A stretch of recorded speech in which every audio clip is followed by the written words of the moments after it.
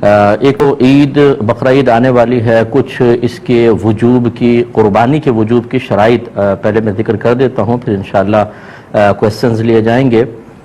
دیکھیں قربانی کے جب 3 دن آتے ہیں تو ویسے تو فقہاء نے فرمایا کہ ان 3 دنوں میں ہر عاقل بالغ مرد عورت اپنے اندر قربانی کی شرائط کو تلاش کرے، لیکن بہتر یہ ہے کہ فرض کر لیں اگر آپ پہ قربانی واجب ہوتی تو آپ کب جانور خریدتے ہیں؟ جیسے مثلا آپ کو اندازہ ہو کہ 1 ہفتے پہلے لے آتے یا 3 دن پہلے لے آتے، تو بس اس وقت آپ اپنے اندر یہ شرائط تلاش کیجئے گا۔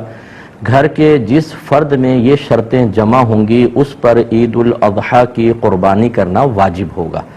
ہمارے یہاں عمومی طور پہ یہ دیکھا ہی نہیں جاتا، بس ابا جان قربانی کر رہے ہیں وہی کرتے چلے جاتے ہیں۔ بعض اوقات گھر والوں کے اندر ایک راؤنڈ لگتا ہے کہ اس سال والد صاحب کی قربانی اگلے سال والد صاحب نہیں کریں گے، امی کی طرف سے ہوگی، پھر وہ نہیں کریں گے تو دادی جان کی طرف سے ہوگی۔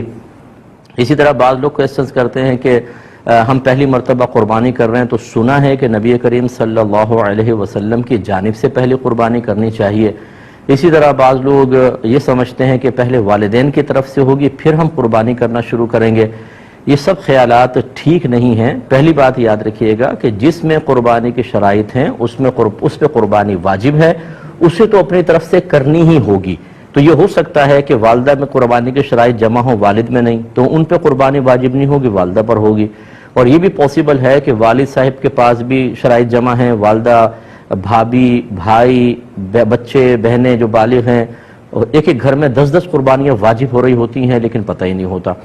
تو اس لیے جس پر قربانی واجب ہے اگر پہلی مرتبہ بھی ہے تو اسے واجب اپنی طرف سے کر کے ادا کرنا ہوگا۔ پھر یہ نہیں ہے کہ آپ نبی کریم صلی اللہ علیہ وسلم کی طرف سے کریں، کیونکہ رحمت کونین صلی اللہ علیہ وسلم کی طرف سے کریں گے تو وہ نفلی قربانی ہوگی، تو پھر آپ کا واجب تو رہ جائے گا، آپ گناہ گار ہوں گے۔ ہاں اگر کوئی ایسا شخص جذبہ رکھتا ہے تو 2 جانور لے کر آئے یا 2 گائے کے حصے لے، ایک حصہ نبی کریم صلی اللہ علیہ وسلم کے نام پر اور ایک اپنی طرف منسوب کر کے کرے۔ لیکن بہرحال جس میں قربانی کی شرائط جمع ہیں اس پہ قربانی واجب ہے۔ اب وہ شرائط کیا ہیں؟ نمبر 1 مسلمان ہونا، کافر پر نہیں ہوتی، عاقل اور بالغ ہونا، پاگل، مجنون اور نابالغ بچے پہ قربانی واجب نہیں ہے۔ تیسرا مقیم ہونا، یعنی انسان مسافر نہ ہو۔ مسافر سے مراد جو شرعی مسافت ہوتی ہے کہ آپ شہر کی حدود سے باہر نکل گئے اور کم از کم 92 کلومیٹرز دور جانے کا ارادہ ہے۔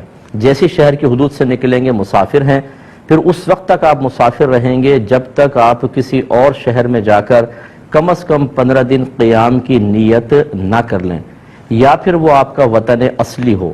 وطن اصلی کہتے ہیں جیسے مثال کے طور پہ جہاں پر آپ پیدا ہوئے اور آپ کا آبائی گھر اب بھی وہاں موجود ہے، ماں باپ ہیں یا آبائی گھر موجود ہے کم از کم، وہ آپ کا وطن اصلی ہے۔ جیسے آپ کراچی میں کام کے لیے آئے اور پھر 2 دن کے لیے اپنے وطن اصلی میں چلے گئے قربانی کے ایام میں، تو وہ تو پھر آپ کا وطن اصلی ہے، جیسے آپ پہنچیں گے مقیم ہو جائیں گے۔ اور اسی طریقے سے اگر آپ نے کسی اور جگہ رہائش اختیار کر لی اور وہاں سے نکلنے کا ارادہ نہیں ہے کہ اب میں مستقل یہاں رہوں گا، وہ وطن اصلی ہوتا ہے۔ اور تیسرا کہیں پر آپ نے شادی کی ہو اور آپ کی زوجہ وہاں پر ہوتی ہوں، موجود ہیں، تو پھر آپ جیسے دوسرے سٹی میں چلے گئے، جیسے ہی اپنے اس شہر میں آئیں گے جہاں آپ نے شادی کی ہے اور زوجہ بھی ادھر ہونی چاہیے اس شہر میں، تو آپ مقیم خود بخود ہو جائیں گے، چاہے 2 دن کے لیے گئے ہوں۔ لیکن اس کے علاوہ اگر کوئی ہے ان تینوں چیزوں کے علاوہ تو کم از کم 15 دن کی نیت کریں گے تو مقیم ہوں گے، ورنہ مسافر رہیں گے۔ تو مسافر پہ قربانی واجب نہیں ہوتی ہے، مقیم پر واجب ہوتی ہے۔ اور چوتھا یہ اچھی طرح ذہن میں رکھیے گا کہ قربانی کے 3 دنوں میں اگر آپ کے پاس اتنا مال ہے کہ جس کی مالیت 52.5 تولہ چاندی تک پہنچ جائے اور وہ آپ کی ضرورت سے یا حاجت اصلیہ سے زائد بھی ہو، تو آپ پہ قربانی واجب ہوگی، یعنی یہ قربانی کا نصاب ہے۔ بس اتنا اگر اماؤنٹ آپ کے پاس ہے اور آپ کی ضروریات زندگی سے زائد ہونا چاہیے۔ ضروریات زندگی میں کون سا ہوگا؟ جیسے اگر فرض کر لیں آپ کو سیلری ملی تو راشن لینا ہے، بچوں کی فی پے کرنی ہے، اور چیزیں ہیں، یا گھر کے جو ضروریات زندگی کا سامان ہوتا ہے جیسے آپ کے کپڑے ہیں، آپ کے جوتے، اور اگر آپ نے اے سی لگایا ہوا ہے وہ بھی حاجت اصلیہ میں آتا ہے، آپ کا فریج، واشنگ مشین، برتن وغیرہ، یہ سب حاجات اصلیہ میں آتے ہیں۔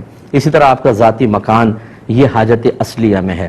اس سے فالتو کوئی بھی سامان ہو کہ جو آپ نے جو آپ کی ضروریات زندگی سے زائد ہے یا پھر سونا چاندی کی شکل میں ہے تو وہ اس پہ قربانی واجب ہوگی۔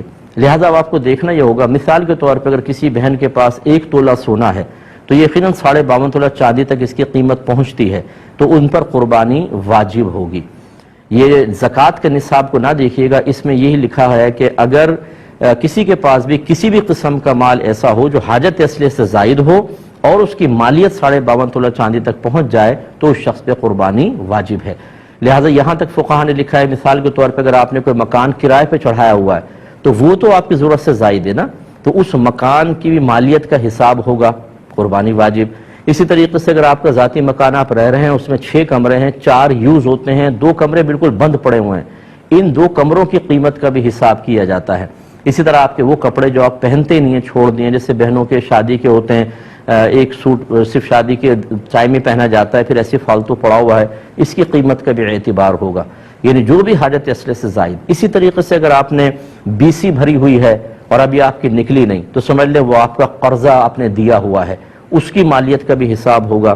اسی طرح کسی کو قرض دیا ہوا ہے آپ نے، اس کی مالیت کا بھی حساب ہے۔ تو خلاصہ کلام یہ ہے کہ قربانی کے دن جب قریب آ جائیں تو آپ یوں کریں، جتنا آپ کا سونا ہے اس کی قیمت نکلوا لیں، چاندی کی قیمت نکلوائیں، جتنا کیش روپیہ پڑا ہے وہ بھی، پرائز بانڈ ہوں، شیئرز ہوں، سیونگ سرٹیفکیٹس آپ نے لے کے رکھے ہیں، ان سب کی قیمت اس میں ایڈ کر لیں۔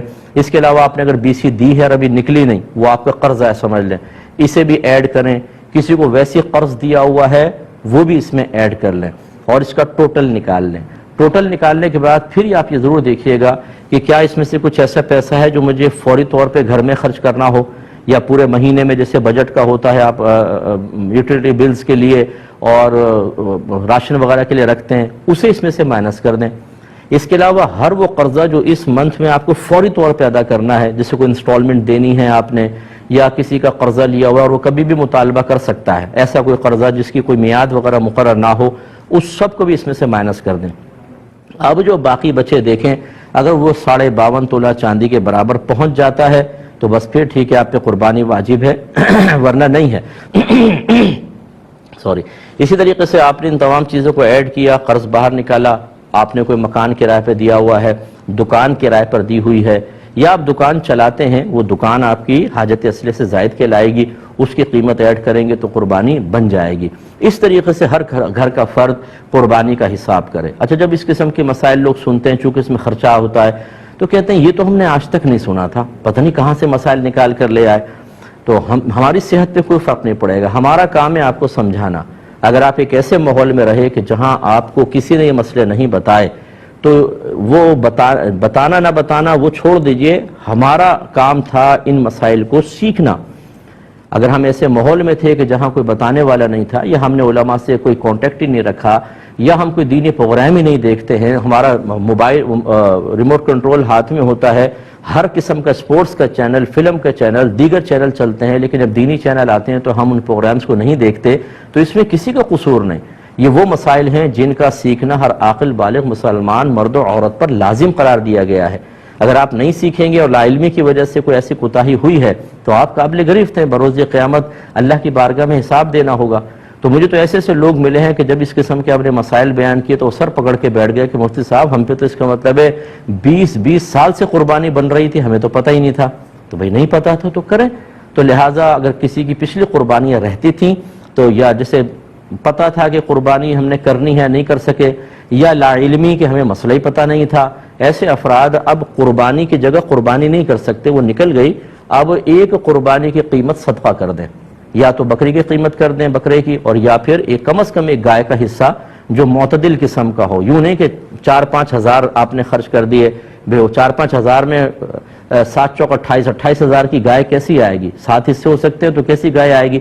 اچھی تھوڑی سی درمیانے درجے کی گائے کا حساب کریں، اور اس کو آپ یعنی جتنے رہتی ہیں، 10 قربانیاں ہیں تو اگر آپ 7 حصے ایک گائے کے اور 3 حصے اور گائے کے اندر ملا لیں تو 10 حصے ہو گئے، اتنے آپ کو رقم صدقہ کرنی ہوگی۔ فوری طور پہ کر سکتے ہیں، بیسٹ ہے، ورنہ اگر اتنے پیسے نہیں ہیں تو بہرحال اس دفعہ کی قربانی واجب ہے وہ پہلے کریں، اور پیچھے والی قربانی کے تھوڑے سال بسال خرچ کرتے رہیں تاکہ وہ آپ کا حساب کتاب پورا ہو اور آپ آخرت کی گرفت سے محفوظ رہ سکیں۔